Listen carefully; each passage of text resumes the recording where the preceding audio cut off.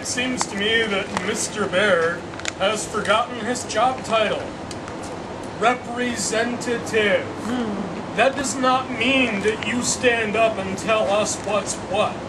We didn't hire you to tell us what a great idea this war is. We hired you to represent our views. This is supposed to be about democracy, right? Isn't democracy itself the very thing that we're imposing on Iraq, giving to Iraq? Isn't this supposed to be about democracy? Yes.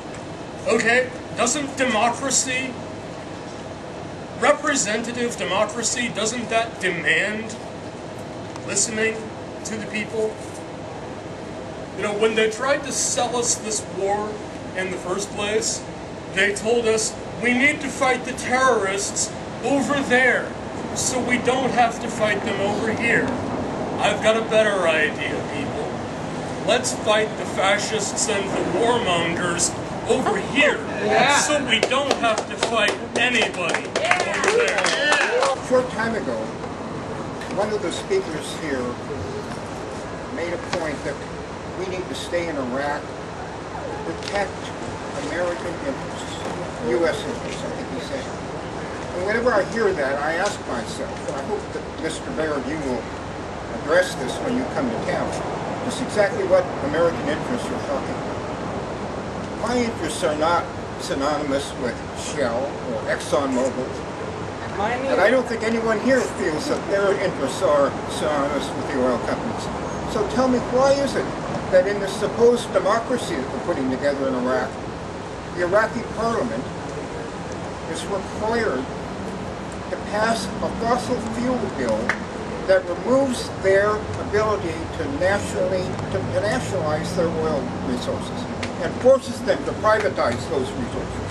We know what this war is about. We know what this invasion is about. It's about hegemony. It's about world domination. It's about struggling over natural resources, dwindling natural resources. Yet, when I was a young man, 58,000 of my brothers died in Vietnam. Same arguments they gave us then. Got to fight him there, so we have to fight him here. Oh, no, that's nonsense. And we know it's nonsense now. What almost looked like, in some respects, a neocon. He's sounding more and more like Bush on this issue, maybe not other issues. But on other issues, Staff Sergeant Casey Crate Spanway. Sergeant Derek E. Den Spangle. He supported the Healthy Americans Act. Sergeant Jacob H. Demand Palouse. All Americans on a private Specialist Christopher W. Dickinson, Seattle. Our health insurance will be for profit. Specialist Blaine M. Ebert, Washington.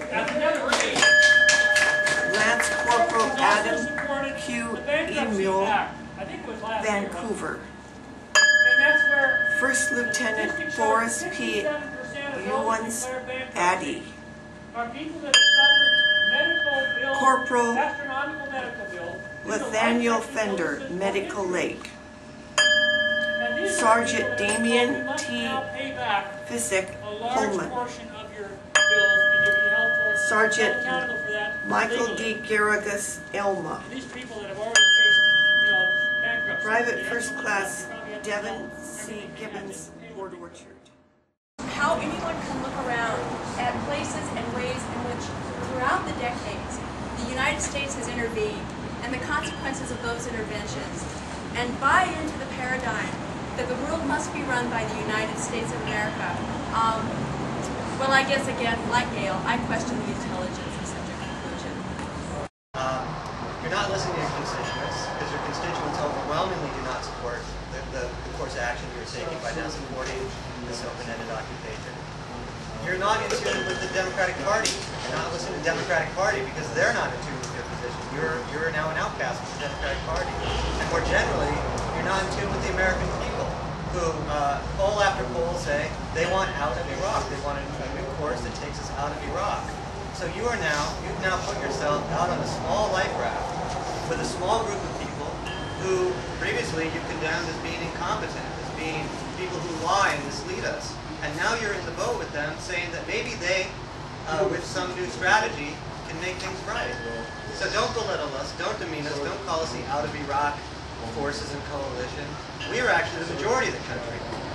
You should actually be very concerned about your new position, that you've chosen to believe a new point of view based on your one trip, most recent trip to Iraq, rather than what the great majority of the country, the majority of the Democratic Party, and the majority of your constituents actually believe and know to be true.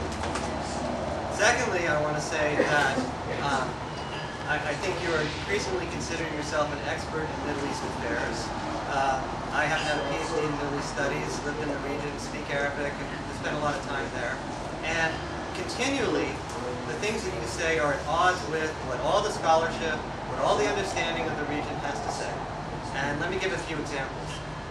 One of the worst things you've been saying recently is you've accepted the Bush administration talking point that if we leave now, all hell will break loose in Iraq.